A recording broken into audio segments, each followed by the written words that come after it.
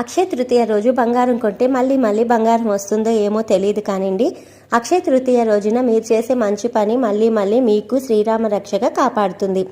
ఆ రోజున మీరు ఉదయాన్నే అలాగే సాయంత్రం లక్ష్మీ అమ్మవారికి తెల్లటి పూలను అలంకరించి దీపారాధన చేసి పనస పండు లేదా దానిమ్మ పండుని నైవేద్యంగా పెట్టి కనకధార స్తోత్రం ఉదయం సాయంత్రం పఠించండి.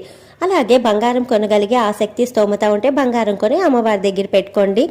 లేదా మీరు పేదవారికి అంటే మీకు స్తోమతకు తగ్గట్టు ఏదైనా దానాన్ని చేయండి. ఇంకా మీకు వంశం మొత్తానికి కూడా అభివృద్ధి అనేది జరగాలి, అక్షయంగా ఉండాలి అనుకున్నవారు ఏదైనా పూజలకి నోచుకొని ఆలయాలు కానివ్వండి, రావి చెట్లు కానివ్వండి, ఆల్రెడీ పూజలు జరిగి ఆగిపోయి ఉంటాయి కదండి, అక్కడికి వెళ్ళి దీపారాధన చేసి నైవేద్యాన్ని పెట్టిరండి. మీకు మీ వంశానికి మంచి అభివృద్ధి అనేది కలుగుతుందన్నమాట.